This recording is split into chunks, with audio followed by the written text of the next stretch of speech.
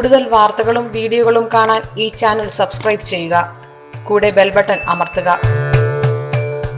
എൻ്റെ ജ്യോതിഷ പ്രോഗ്രാമിലേക്ക് എല്ലാവർക്കും സ്വാഗതം. ഞാനിന്ന് പറയുന്ന ഒരു വിഷയം, വഴിപാടുകൾ വെറും വഴിപാടുകളായി മാറരുത്. അതായത് നമ്മൾ വഴിപാട് നടത്തൂലേ, അതായത് നമ്മൾ ക്ഷേത്രത്തിൽ വഴിപാട് നടത്തൂലേ നമ്മളുടെ പല കാര്യങ്ങൾക്ക് വേണ്ടി. അപ്പം ആ വഴിപാടൊന്നും വെറും വഴിപാടായി മാറരുത്. ആ വഴിപാടുകൾക്ക് ഫലം കിട്ടണം. ആ വഴിപാട് നടത്തുമ്പോൾ അതിന് നമ്മൾക്ക് പരിഹാരവും കിട്ടണം, ഇല്ലേ? എന്നാലല്ലേ വഴിപാട് നടത്തിയാൽ അതിൻ്റെ ഗുണങ്ങൾ ഉണ്ടാകേണ്ടത്. ചിലർ ജ്യോത്സ്യന്മാരുടെ അടുത്ത് ചെന്ന് വഴിപാട് എഴുതി മേടിക്കും. എന്നിട്ട് ഈ വഴിപാട് എഴുതിയ ചീട്ട് വീട്ടിൽ കൊണ്ടുവന്നു വഴിപാട് ഇട്ട് നടത്തിയില്ല. എന്നിട്ട് പറയും ആ ജ്യോത്സ്യൻ്റെ അടുത്ത് പോയി വഴിപാട് പറഞ്ഞിട്ട് ഞാനത് ചെയ്തതാണ്, വെറുതെ നുണ പറയും. അവരിട്ടൊരു വഴിപാട് ചെയ്തിട്ടും ഉണ്ടാവില്ല. അപ്പം കുറ്റം വഴിപാടിനായി അല്ലെങ്കിൽ ജ്യോത്സ്യനായി, ഇല്ലേ? ചിലരുണ്ട്, ചിലര് ജ്യോത്സ്യൻ വഴിപാട് എഴുതി കൊടുക്കും. ചിലപ്പോൾ ഒരു 3 ആഴ്ചത്തേക്കോ അല്ലെങ്കിൽ ഒരു 7 ആഴ്ചത്തേക്കോ അല്ലെങ്കിൽ ഒരു മാസത്തേക്കോ നടത്താനുള്ള വഴിപാടുകൾ, ചില പുഷ്പാഞ്ജലികളും അല്ലെങ്കിൽ ചില പൂജകളും എഴുതി കൊടുക്കും. ഇവരെന്താ ചെയ്യുന്നത്? ഇവർ ആ 1 മാസത്തേക്കുള്ള ഒന്നിച്ചങ്ങട് ചീട്ടാക്കി വെക്കും. ചെന്നിട്ട് സമയമില്ലല്ലോ, എല്ലാവർക്കും സമയക്കുറവാണ്. അപ്പം അതുകൊണ്ട് ക്ഷേത്രത്തിൽ ചെന്ന് ശാന്തിനോട് പറയും, അല്ലെങ്കിൽ ക്ഷേത്ര കമ്മിറ്റിക്കാരോട് ആ റെസീറ്റ് എഴുതുന്നവർക്ക് പറയുമ്പോൾ 1 മാസത്തെ പുഷ്പാഞ്ജലി ഒന്നിച്ചങ്ങാട് എഴുതി വെക്കും. അല്ലെങ്കിൽ 1 മാസത്തേക്കുള്ള എന്തെങ്കിലും വഴിപാടുണ്ടെങ്കിൽ ആ വഴിപാട് ഒന്നിച്ചങ്ങട് എഴുതി കാശും കൊടുത്ത് ചീട്ടാക്കി വെക്കും. അപ്പൊ ശാന്തിനോട് പറയും, ഞാനിങ്ങനെ ഒന്നിച്ച് ഒരുപാട് വഴിപാട് 1 മാസത്തൊക്കെ എഴുതിയിട്ടുണ്ട്, ശാന്തി അത് നടത്തണമെന്ന് പറയും. ശാന്തി പറയും, ഓ കുഴപ്പമില്ല, ചീട്ട് എഴുതിച്ചോ, ഞാനത് നടത്തിക്കോളാം എന്ന് പറയും, ഇല്ലേ? അതാണ് മിക്കയിടത്തും കാണുന്ന കാര്യം. അതുകൊണ്ട് എന്താണ് ഫലം? എനിക്ക് മനസ്സിലാകുന്നില്ല. ആ വഴിപാട് കൊണ്ട് എന്താണ് നിങ്ങൾക്ക് കിട്ടുന്ന ഫലം? ആ വഴിപാട് ശാന്തി ചെയ്യാണ്ടിരിക്കില്ലെന്നൊന്നും ഞാൻ പറയുന്നില്ല, ശാന്തി ചെയ്യായിരിക്കും. എന്നിരുന്നാലും ആ വഴിപാട് കൊണ്ട് നിങ്ങൾക്കൊരു ഫലവും കിട്ടൂല. ആ വഴിപാട് വെറും ഒരു വഴിപാടായി മാത്രം പോവും. അതിൻ്റെ ഫലം നിങ്ങൾക്ക് കിട്ടൂല. നിങ്ങൾക്ക് പൈസ മുടക്കിയതിന് നിങ്ങൾക്ക് എന്തെങ്കിലും ഫലം കിട്ടണോ? കിട്ടൂല. എന്നിട്ട് എന്താ പറയണേ? നിങ്ങൾ പറയും, ആ ജ്യോത്സ്യം പറഞ്ഞ് കുറച്ച് വഴിപാട് എഴുതി തരുന്നു, ഞാനത് ക്ഷേത്രത്തിൽ ആ 1 മാസം നടത്തി, എന്നിട്ട് എനിക്കൊരു ഫലവും കിട്ടിയില്ല, ഇല്ലേ? ആ ഫലം എങ്ങനെ കിട്ടും? ഇവര് വഴിപാട് എഴുതി ശാന്തിനെ ഏൽപ്പിച്ചുകൊണ്ടും ഇവര് വീട്ടിൽ പോയിരിക്കണേന്, അല്ലെങ്കിൽ ജോലി സ്ഥലത്ത് വിട്ടു പോയേക്കണേന്. വഴിപാട് ഇവിടെ വഴിപാട് പോലെ നടത്തിയിട്ടുണ്ടാവും. അപ്പൊ അതുകൊണ്ട് അവർക്ക് ഫലവും കിട്ടിയിട്ടുണ്ടാവില്ല. അപ്പൊ കുറ്റം ജ്യോത്സ്യനും വരും, അല്ലെങ്കിൽ ആ വഴിപാടിൻ്റെ ഇതിനും വരും. ഞാനൊരു കാര്യം ചോദിക്കട്ടെ, നമ്മൾ എന്തിനാണ് വഴിപാട് നടത്തുന്നത്? നമ്മൾ വഴിപാട് നടത്തുന്നത് നമ്മളുടെ ആഗ്രഹ സാഫല്യത്തിനു വേണ്ടിയാണ്, ഇല്ലേ? അല്ലെങ്കിൽ നമ്മളുടെ ദുരിതത്തിനൊരു മോചനം കിട്ടാൻ വേണ്ടിയാണ് നമ്മൾ വഴിപാട് നടത്തുന്നത്. അങ്ങനെ നടത്തുന്ന വഴിപാടുകൾ വെറും വഴിപാടുകളായി മാറരുത്. അതിന് ഫലപ്രാപ്തി കിട്ടണം.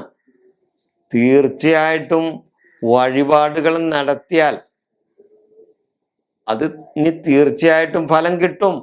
പക്ഷേ അവിടെ നമ്മൾ നിന്ന് നടത്തണം.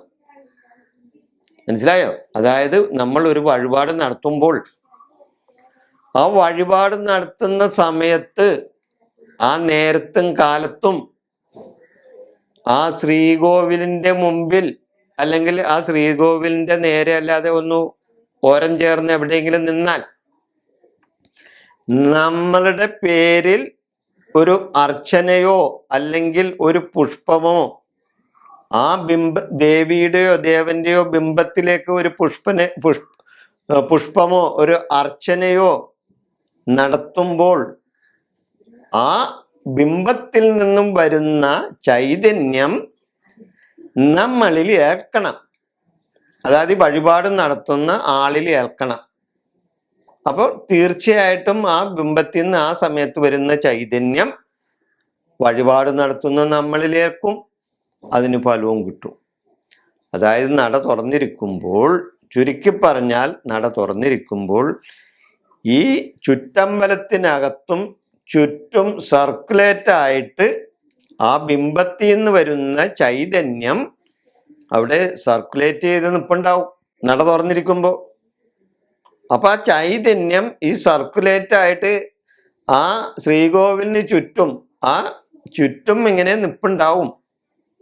ആ സമയത്ത് നമ്മൾ അവിടെ നിന്നുകൊണ്ട് നമ്മളുടെ പേരിൽ ഒരു അർച്ചനയോ അല്ലെങ്കിൽ ഒരു വഴിപാടോ അല്ലെങ്കിൽ ഒരു പുഷ്പമോ ആ ബിംബത്തിലേക്ക് ഇടുമ്പോൾ, ശാന്തി നമ്മുടെ പേരും നാളും പറഞ്ഞ് ചൊല്ലിയ ബിംബത്തിലേക്ക് ഇടുമ്പോൾ ആ ബിംബത്തിൽ നിന്ന് വരുന്ന ചൈതന്യം നമ്മളിൽ തീർച്ചയായിട്ടും ഏക്കും. അങ്ങനെയുള്ള വഴിപാടുകളെ ഫലിക്കൂ, അല്ലാത്ത വഴിപാടുകളൊന്നും ഫലിക്കില്ല എന്നാണ് എൻ്റെ പേരിൽ എനിക്ക് പറയാനുള്ള അനുഭവം. വെറുതെ കുടം കമഴ്ത്തി വെള്ളം ഒഴിക്കുന്നതിന് തുല്യമാണ് ആ വഴിപാടുകൾ.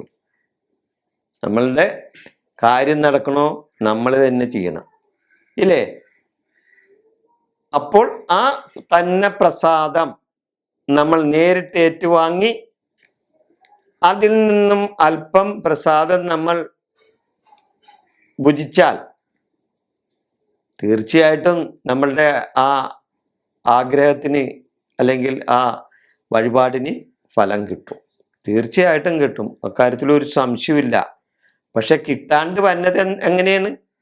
ചീട്ടെഴുതി ശാന്തിയുടെ അടുത്തോ അമ്പല കമ്മിറ്റിക്കാരോ അടുത്തോ ഏൽപ്പിച്ചിട്ടും വീട്ടിൽ പോയിരുന്നാൽ തീർച്ചയായിട്ടും ചൈതന്യം നിങ്ങളുടെ വീട്ടിലേക്ക് ഓട്ടോ വിളിച്ചൊന്നും വരില്ല. വരുമോ? അമ്പലത്തിൽ നിന്നുള്ള ചൈതന്യം നിങ്ങളുടെ വീട്ടിലേക്ക് കയറി വരുമോ? അത് അവിടെ ചുറ്റും നിൽക്കുന്ന ചൈതന്യമാണ്. ആ ചുറ്റും നിൽക്കുന്ന ചൈതന്യം നമ്മളിലേക്ക് കേൾക്കണമെങ്കിൽ നമ്മൾ ആ സ്പോട്ടിൽ വേണം. അല്ലാണ്ട് പേരിലും നാളിലും ഒക്കെ വഴിപാട് നടത്തി നമുക്ക് കേൾക്കുമെന്ന് പറയുന്നത് ശരിയായ ശാന്തിയാണ്. ഞാൻ പറയും, വഴിപാട് നടത്തണമല്ലോ, നിങ്ങൾ നിന്ന് നടത്തിക്കണം. എന്നിട്ട് അതിൻ്റെ പ്രസാദവും നിങ്ങൾ വാങ്ങാൻ അവിടെ ഉണ്ടാകണം ഇന്ന് ശരിയായ ശാന്തിമാര് പറയും. പക്ഷെ ഒട്ടുമിക്ക ശാന്തിമാരും അത് പറയാറില്ല എന്നുള്ളതാണ് സത്യം. എന്താണ്, എല്ലാവർക്കും കാശ് മതി. അമ്പലം കമ്മിറ്റിക്കാരൊക്കെ ആണെങ്കിലും അല്ലെങ്കിൽ അമ്പലം ഭാരവാഹികൾക്കോ അല്ലെങ്കിൽ ശാന്തിക്കാർക്കോ ആണെങ്കിൽ അവനെ ദക്ഷിണയും മാത്രം കിട്ടിയാൽ മതി. ഇത് നടത്തുന്നവനെ ഒരു ഗുണം കിട്ടണമെന്ന് ഇവർക്കും ആഗ്രഹമൊന്നും ഉണ്ടാവില്ല. അപ്പൊ അതുകൊണ്ട് നിങ്ങൾ വിദേശത്തുള്ള മക്കൾക്ക് വേണ്ടിയോ അല്ലെങ്കിൽ അന്യദേശത്തുള്ള മക്കൾക്ക് വേണ്ടിയോ നിങ്ങൾ കൊണ്ടുവന്ന് വഴിപാട് നടത്തിയിട്ട് ഒരു കാര്യം ഉണ്ടെന്ന് എനിക്ക് തോന്നുന്നില്ല. കിട്ടാൻ സാധ്യതയില്ല. കാരണം നമുക്ക്, ഞാൻ നേരത്തെ പറഞ്ഞ പോലെ, ആ ചൈതന്യം നമ്മൾ കേൾക്കുന്നുണ്ടെങ്കിൽ നമ്മൾ ആ സ്പോട്ടിൽ ഉണ്ടാകണം എന്നാണ് എൻ്റെ വിശ്വാസം. ഇപ്പൊ പലരും പല വിധത്തിൽ ഇതിനെ വ്യാഖ്യാനിക്കാതിരിക്കാം, എനിക്കതറിയേണ്ട കാര്യമില്ല. ഞാൻ എനിക്കറിയാവുന്ന അറിവ് വെച്ച് പറയണേന്ന്. തീർച്ചയായിട്ടും ആ ഇത് നമ്മളിലേക്ക് കേൾക്കുന്നുണ്ടെങ്കിൽ നമ്മൾ ഇത് വേണം. അല്ലാതെ ഞാൻ അതിന് ഒരു എക്സാമ്പിൾ ഞാൻ പറയാം. വേറെ ഒന്നുമല്ല, ഒരാൾക്കൊരു രോഗം വന്നാൽ ആ രോഗിയല്ല മരുന്ന് കഴിക്കേണ്ടത്. അല്ലാണ്ട് ആ രോഗിക്ക് വേണ്ടി വേറൊരാൾ മരുന്ന് കഴിച്ചാൽ മതിയാ? ആ രോഗിയുടെ രോഗം വേറൊരാൾ മരുന്ന് കഴിച്ചാൽ ആരുടെ രോഗമാണ് മാറുന്നത്? മരുന്ന് കഴിക്കുന്ന ആളുടെ രോഗമല്ലേ മാറുള്ളൂ. അല്ലാണ്ട് ഒരാൾക്ക് വേണ്ടി ഒരാൾ മരുന്ന് കഴിച്ചാൽ എന്താണ് അതിൻ്റെ ഫലം എന്ന് പറഞ്ഞ പോലെയൊക്കെ തന്നെയാണ് ഇതും. ഈ വഴിപാട് വേറൊരാൾക്ക് വേണ്ടി നമ്മൾ നടത്തിയെന്ന് വെച്ച് അത് അതിൻ്റെ ഫലപ്രാപ്തിയിൽ എത്തുമെന്ന് എനിക്ക് യാതൊരു വിശ്വാസവും ഇല്ല. അതുകൊണ്ട് കഴിയുന്നതും നിങ്ങൾ വഴിപാട് നടത്തുമ്പോൾ നിങ്ങൾ ആ ക്ഷേത്രത്തിൽ ഉണ്ടാകണം. ആ ക്ഷേത്രത്തിൽ ആ പൂജ നടത്തുന്ന സമയത്ത് നിങ്ങൾ അവിടെ ഉണ്ടാകണം. അതിൽ നിന്നും വരുന്ന ചൈതന്യം നിങ്ങൾ ഏൽക്കണം. ആ വഴിപാടിൻ്റെ പ്രസാദം നിങ്ങൾ ഏറ്റുവാങ്ങണം. അതിൽ നിന്നും അല്പം നിങ്ങൾ ഭുജിക്കുകയും വേണം. തീർച്ചയായിട്ടും നിങ്ങൾക്ക് അതിന് ഫലം ഉണ്ടാവും. അപ്പം അതുകൊണ്ടാണ് ഞാൻ പറഞ്ഞത്, വഴിപാട് നടത്തുമ്പോൾ വെറും വഴിപാടായി മാറരുത്. അതിന് ഫലപ്രാപ്തി കിട്ടണമെന്നുണ്ടെങ്കിൽ അത് ചെയ്യേണ്ട വിധത്തിൽ ചെയ്യണം. ഞാൻ ഈ വിഷയം ഇവിടെ അവസാനിപ്പിക്കുന്നു. നിങ്ങൾക്ക് എൻ്റെ നന്ദി, നമസ്കാരം.